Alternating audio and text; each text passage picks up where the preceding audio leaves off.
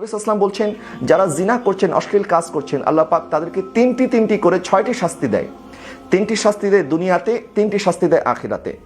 দুনিয়ার 3টি শাস্তি হচ্ছে তার চেহারার যে সৌন্দর্য, তার চেহারার যে লাবণ্য, এই লাবণ্য সৌন্দর্য আল্লাহ সুবহানাহু ওয়া তাআলা কেড়ে নেয়। তার চেহারার নূরকে আল্লাহ সুবহানাহু ওয়া তাআলা ছিনিয়ে নেয়। তার চেহারার মধ্যে আর কোনো নূর থাকে না। তার আয়ু আল্লাহ পাক কমিয়ে দেয়, তার হায়াত কমে যায়। 3 নম্বর নবী সাল্লাল্লাহু আলাইহি ওয়াসাল্লাম বলছেন, সে সবসময় দরিদ্র অবস্থায় থাকে। দারিদ্রতা তাকে এমনভাবে গ্রাস করে, সারা জীবন সে দারিদ্রতা থেকে বের হয়ে আসতে পারেন। তার রিজিকের মধ্যে বরকত চলে যায়, আল্লাহ সুবহানাহু ওয়া তাআলা তার রিজিক থেকে বরকত কেড়ে নেয়। এই 3টি শাস্তি হচ্ছে দুনিয়ার শাস্তি। এবং আখিরাতের শাস্তি হচ্ছে, আখিরাতে কিয়ামতের ময়দানে আল্লাহ সুবহানাহু ওয়া তাআলা তার উপরে নারাজ হবেন এবং তার হিসাব অত্যন্ত কঠিনভাবে নেওয়া হবে, অর্থাৎ চুলচেরা বিশ্লেষণ করা হবে তার আমলনামা, কোনো ছাড় দেওয়া হবে না। এবং 3 নম্বর, আল্লাহ সুবহানাহু ওয়া তাআলা তাকে জাহান্নামী করে দিবেন। তাহলে এই 6টি শাস্তি, দুনিয়ার 3টি শাস্তি, আখিরাতের 3টি শাস্তি, এই শাস্তি থেকে যদি আমরা বাঁচতে চাই তাহলে অবশ্যই আমাদেরকে জিনা এবং এই জিনা করার আগে যে সমস্ত ধাপগুলি আছে, ফাহিশা কাজে যাওয়ার জন্য যে সমস্ত রাস্তাগুলি আছে, এই সমস্ত রাস্তা থেকে আমাদের নিজেদেরকে বাঁচাতে হবে। যারা যুবক যুবতী আছেন, তরুণ তরুণী আছেন, তাদের এই সময়টা হচ্ছে সবচেয়ে গুরুত্বপূর্ণ সময় এবং শয়তান সবচেয়ে বেশি এই সময়টাতে মানুষকে ধোঁকা দেয়। এই সময়টা যদি আমরা ভালোভাবে পার করে দিতে পারি এবং শয়তানের ধোঁকা থেকে নিজেকে বাঁচাতে পারি, আমার আকা সাল্লাল্লাহু আলাইহি ওয়াসাল্লাম ইরশাদ করছেন, ইজা দাআতু ইমরাতুন যাতু মানসাবিন ওয়া জামালিন ফাকাল ইন্নী আখাফুল্লাহ।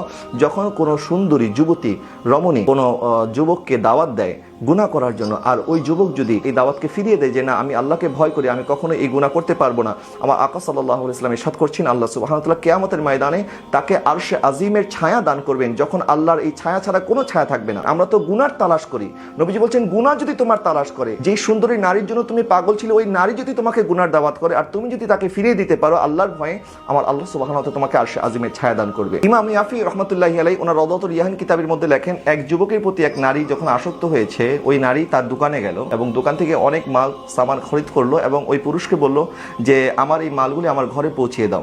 তখন সে ওই মালগুলি নিয়ে ওই নারীর ঘরে যখন গেল, নারী তখন ঘরের দরজা জানলা সব বন্ধ করে দিল। বন্ধ করে দেওয়ার পরে তখন ওই নারী তাকে গুনার জন্য দাওয়াত দিল এবং শরীরের সমস্ত পোশাক আশাক খুলে ফেললো এবং তাকে এই অশ্লীল কাজের জন্য যখন বারবার উদ্বুদ্ধ করছে, তখন ওই যুবক আল্লাহওয়ালা ছিল, আল্লাহকে ভয় করছে এবং আল্লাহ সুবহানাহু ওয়া তাআলাকে ডাকছে, ইয়া রব্বে বারি তাআলা, আমি এখন এখান থেকে কি করে নাজাত পাবো? এই নারী তো আমাকে কোনোভাবেই ছাড়বে না, আমি এখন কি করব? তখন তার মাথায় একটি বুদ্ধি আসলো এবং ওই নারীকে বললো, আচ্ছা ঠিক আছে, আমাকে একটু ওয়াশরুমে যাওয়ার সুযোগ করে দাও। বলো আচ্ছা ঠিক আছে, তুমি ওয়াশরুমে যাও। যখন সে ওয়াশরুমে গেল, ওয়াশরুমে যাওয়ার পরে বাথরুমের যে ময়লা আবর্জনা আছে, সেই ময়লা আবর্জনা সে তার পোশাকের মধ্যে মাখলো। যখন পোশাকের মধ্যে মেখে সে বের হয়ে আসলো, তখন ওই নারী যখন দেখলো এই অবস্থা, যে সে তার বাথরুমের ময়লা নিজের গায়ের মধ্যে মেখেছে, তখন তাকে বলছে, আরে তুমি তো একটা পাগল, তুমি বাথরুমের ময়লা নিজের গায়ের মধ্যে কেন মেখেছো? আর আমি একটা পাগলকে এতদিন ভালোবেসেছি, যাও ঘর থেকে বের হয়ে যাও। যখন তাকে ঘর থেকে বের করে দিল, তখন ওই যুবক আল্লাহর দরবারে শুকরিয়া আদায় করে বলল, ইয়া রব্বে বারি তাআলা, আমি আমার পোশাক তো ময়লা করেছি কিন্তু আমার শরীরকে ময়লা হতে দেই নাই। তখন ওই যুবকের এই আমল আল্লাহর দরবারে এতটা পছন্দ হয়েছে, ওই যুবক একটি পুকুরের মধ্যে গিয়ে যখন গোসল করলো, ওই যুবকের শরীর থেকে মেশক আম্বরের সুঘ্রাণ আসতে শুরু করলো। তার নাম ছিল মুগীরা। তখন মানুষ তার মেশক আম্বরের সুঘ্রাণ পেয়ে তাকে মুগীরা মুশকি নামে ডাকতো। এটা আল্লাহ সুবহানাহু ওয়া তাআলার পুরস্কার।